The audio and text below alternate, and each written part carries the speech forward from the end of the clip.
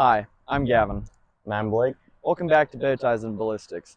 Today, we have Ford F-150s.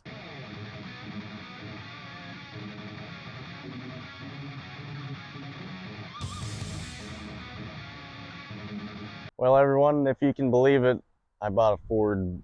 Anyways, this is a 2015 F-150 XLT, and it's got the 18-inch chrome rims and two-tone gray, which is kind of different. I like it. Chambered in 3.5 Ecoboost, the 6-speed behind it. Not a bad combination. Just cloth interior, on the XLTs, but it's got the big screen, which is nice. This one in particular has 331 rear gears, so it's got the long legs for the highway, which I like. Gets some better mileage. 4-wheel drive, that's a good upgrade. I like that. Little backup camera thing, nice. Otherwise, it's just got nice steps. I like it. This is a 2018 Ford F-150 XLT. It has the 5-liter Coyote V8 and the 10R80 10-speed automatic transmission. I believe this color is leadfoot gray, I think is what they call it. Pretty nice. So it has the 18-inch kind of aluminum alloy rims. I like that. ATs. Inside it has a center console, but it's it's an XLT, so it's cloth. But very nice. I like the console shifters. All right. I mean, I like the column shifter, but they make a good console shifter. This isn't the one that folds down, so I actually kind of like this one. But yeah, good looking truck. It's an 18, so if you look at the grills, they're a little different. They changed that, I think, in 17 or 18. So yeah, they look a little different. Other than that, very nice. This one has 331 rear gear, and of course, since it's an FX4, it has the electronic locking rear axle. But yeah, very nice. Inside the Coyote 5-liter. Yeah, setting off here in the 5-liter. 395 horsepower, I think 400 pound-feet of torque in this unit. Yeah, not too bad. Pretty good numbers. Oh yeah. 10 speed. Oh yeah. Yeah, this thing does a skip shift occasionally, goes from first to third and then like third to fifth occasionally. I think they just like doing that with the 10 speeds.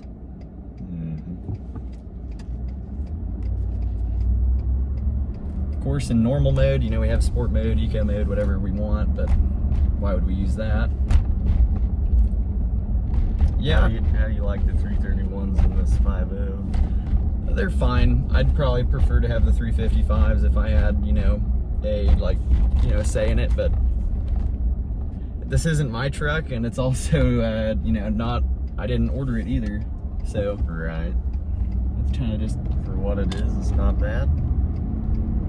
Exactly. Yeah.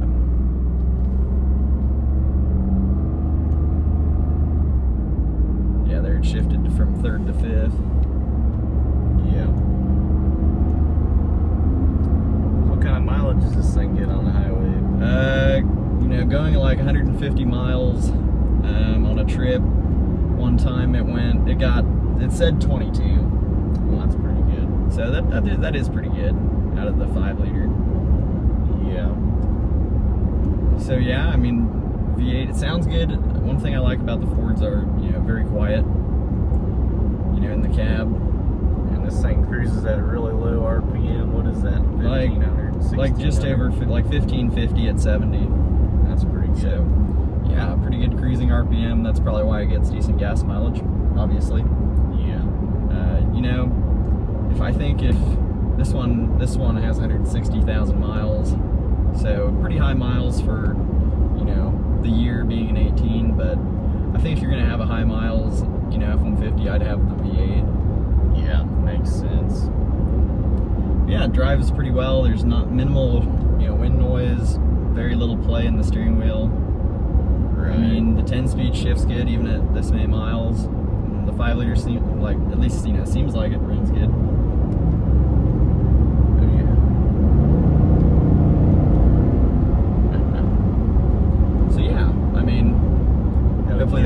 pick it up. Sounds pretty good. Good tone to it, yeah. But yeah, I mean, really just a good highway cruiser. This one has sync 3, the 15, just has sync 1. Right. So that's kind of a difference. Otherwise, they're kind of the same, other than the transmission and then a few like looks-wise things. Right. It's cosmetics, yeah. Otherwise, they're outfitted interior-wise pretty much the same. Yeah, I like the center console, but everything's a little different. everything else is good. As far as reliability goes, they haven't had this truck for that long, so Right. we'll see how that goes. But I'm sure it'll be fine. Oh yeah. I think anymore, it doesn't really matter what you get. It just kind of, As long as you do your maintenance and everything, it should run. yeah. So what do you think about like 5-liter versus 3.5? Well, I haven't got to drive a 5-liter per se, but I would say that the 3.5 has a lot of low-end torque, which I personally like. And my dad and I sometimes pull trailers, so that is handy to have that torque when you're doing something like that on occasion. But I agree. I've driven the 3.5 Ecoboost, and I think it's a good motor for like low-end torque, and on the highway it's really nice when you can just lug 6th gear and hear the turbos spool up a little bit. right, if I was gonna get a truck just to daily drive and drive around, not really tow much with, I think a 5.0 would be a really good contender. 5.0, they sound good and they shift fine, and as far as daily driving one, I don't think I'd buy an Ecoboost just to daily drive, especially on the highway. You'd probably get better mileage in one of these 5 liters, but Ecoboost, it really depends on how you drive it as far as mileage wise. If you're running it hard, it's not going to get very good, but if you're running it easy, it'll get pretty good mileage. So that makes sense. I mean, it's either Eco or it's Boost. Exactly. So yeah, I think that's about all we've got for the 5-liter. Let's go drive the 3.5 Ecoboost. Alrighty. Well, we're in the 3.5 now. Giving it a drive. 100,000 less miles. Yeah, 60K on it.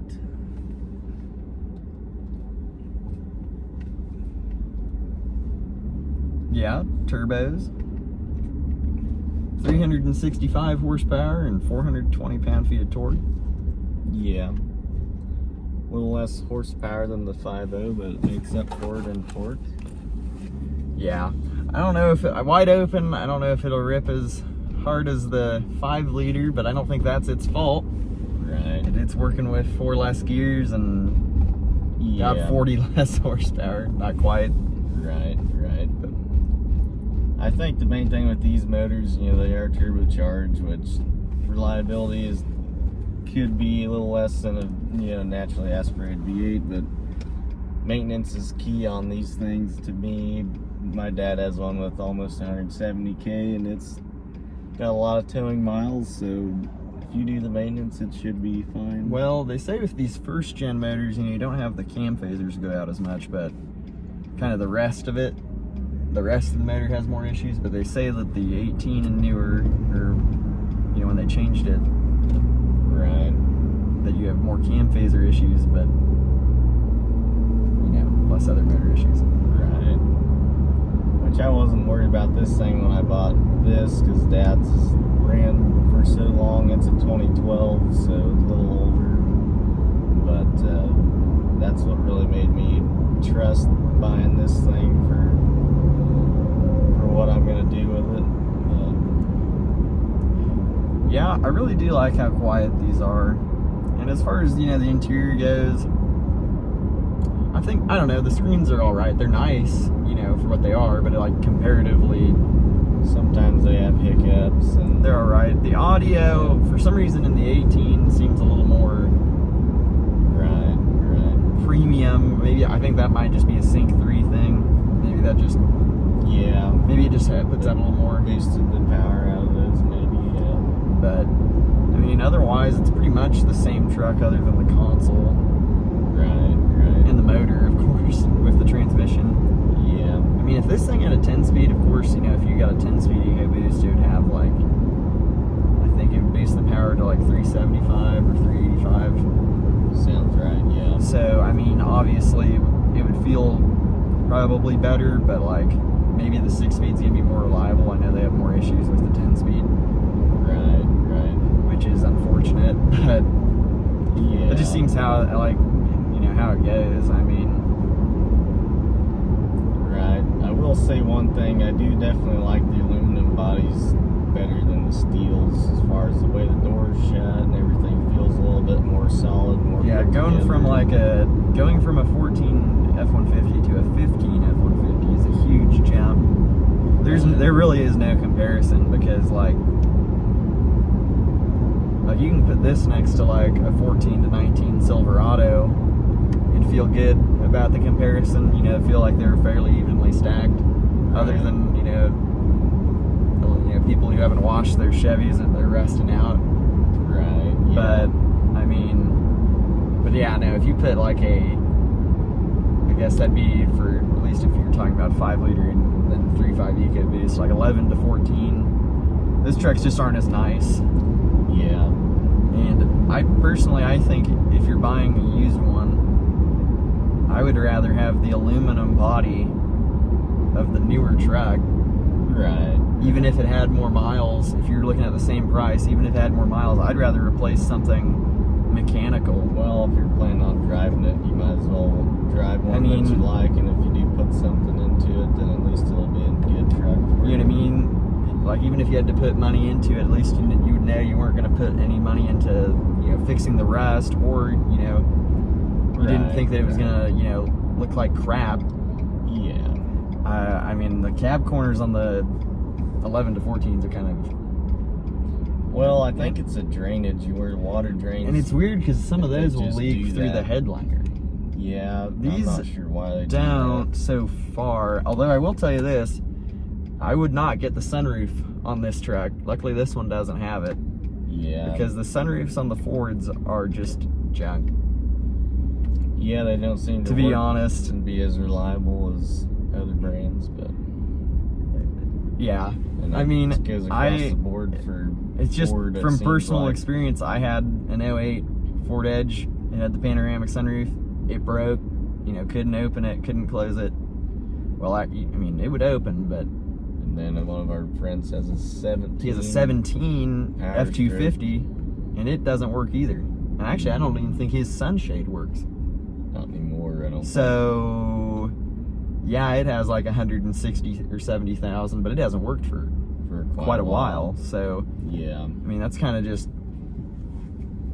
That's sad. Otherwise, I mean, is there any other things that we can think of that are like... No, I don't know. I mean, it seems like they don't leak as much, and if they do, it'd be through the back window, which I know if you wash this, or even if you wash like, you know, a Silverado or, you know, a Ram 1500 with the back window, you're going to get that on everything. But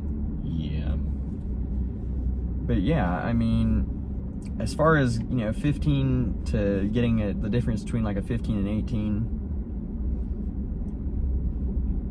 what do you like? I definitely like the grille design better on the 18s and newer. You know, the headlights seem to be more one piece, which kind of looks more aesthetically pleasing to me, but I like those are that. Just small things, you know. But if I were buying one, I would get the 10-speed probably. Even, I don't know, I mean, maybe this is a bad way of looking at it, but I would, even if it was going to be more unreliable, I think I'd take that. Because I guess my opinion, I mean, of course, it depends on what kind of deal you can get. If you can get a good deal on a 6-speed, you buy it. Right. Like this one. Yeah. But if you were paying the same, which I guess that shouldn't really be true. Right. On a used truck, I mean, you'd think anything over like 60, 70,000 miles, I mean, you would hope is going to hold on, and it should hold on. Oh, yeah. But what would you rather, if you're going to, like, think about it, if you're going to end up putting a transmission in it anyways, what would you rather have? Oh, 10-speed.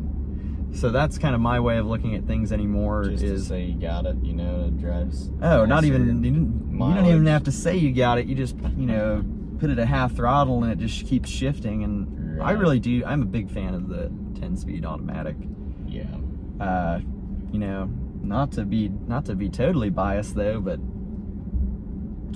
a Chevy 10-speed is, at least when you're driving it, is nicer. Right. than the F-150. Well, Yeah. you know, this is an F-150 review. Don't want to totally, you know. Well, they are Fords, you know, so we can't cut them too much slack. No, not really. But that skip shift thing is just weird. Yeah, I don't know. You got 10 gears, you might as well use them. Makes sense, and you know, and it's not because of the miles. I mean, because we've driven other ones with 10 speeds, and they just do that. Yeah, even the power strips. Like, and all but that. I guess what I meant is they like. Oh God! That's kind of. I don't know what that was. I don't know what that was, but this thing just made a noise. Yeah. Ford things. Oh my God! How does that even happen on Should've bought camera? a Chevrolet. I don't know, man. What even? I don't. What did you think that was? Well, ladies and gentlemen, I don't even know what that was. We'll have to review the footage. That was real world reviews. That was like, was that the noise you were talking about? Not really. Anyways, that was like some sort of exhaust rattle at RPM. I don't know if that's what the wastegates or something. I hope not. Yeah. Well, I mean, no check engine light, still running good. You'd think if it was something too major, it'd be Ladies and gentlemen, running the check engine, but who knows? anyways, but it's a good. That is, yeah. Anyways, well, let's not get too bogged down with that. I mean, It's running fine. feels like it runs fine. Through the gears, so I'm not sure how bogged Guys, down. every time that I drive a Ford, or we're in a Ford, you start to like it, Yeah. and then it just does something. Well, they seem to, you Like, know. I'll be honest, like that 18, the Sync 3, and I've had this happen in an Expedition before, and I've read up on the forums, they say that, you know, that some of the computers, you know, start to get worn out or something. I don't know how that happens after, like, you know, a couple of years. Right. But, you know, like, sometimes the screen is just, like, damn near unresponsive, Yeah, which is just too unfortunate. hot or something. This one seems totally fine. With Sync 1, it never has seemed to have that much of an issue. Right. But yeah, back on the highway here, running good, you know, like Yeah. 1550 at 68. Yeah, I mean, I do like the blinkers better than the older ones too. Those would not, you know, stay. Yeah. They would just turn on and go back to normal. That was just a pain. Right. What do you think about your steering wheel? Oh, they changed it from the steel bodies to this. This is like more of a padded, you know, cushiony one. Like a rubber. You know, it's got some give to it, where the old ones just were not, which I kind of preferred that. And then They're these more of like a leather wrap. newer 18s and up have the more wrapped style, where they're not super squishy, which I like that better as well. So they've improved that too over the years. But yeah, otherwise all the buttons are nice and everything feels good. So Yeah, I mean, I like the way the volume is, and you can get used to that yeah, and all that. I think that's pretty easy. You know, this one has a column shifter, so that makes it, you know, very simple. And I would say one of the bigger things I like about the gauge cluster in the Fords is the gear indicator. When it shows you which gear, you know, 1 through 6 or 1 through 10, what you're in. I do like that. And another thing I like are these seats across both trucks. I do like the seats. They are comfy. And this cab is big. Like, yeah, if you compare it to like a 15 Silverado, you definitely do have more room. oh yeah, I think now I think they're all pretty big, like 19 and up trucks, any brand. I think they're all like bigger, because I know that the Silverado's got bigger. right, But other than that, and I guess another thing about the gauge cluster I kind of like is it does have the transmission temperature pretty like easily accessible. You know, it's just right there. right So there. very nice. It's always on there. Yeah, Something I wish these trucks did have was HomeLink. yeah, You know, for the garage door. I think that's pretty. I think it's weird they don't have it. Right. But right. you know, it's one of those minor things. Otherwise, Yeah. you know, I actually don't mind these mirrors. I like that. Oh yeah.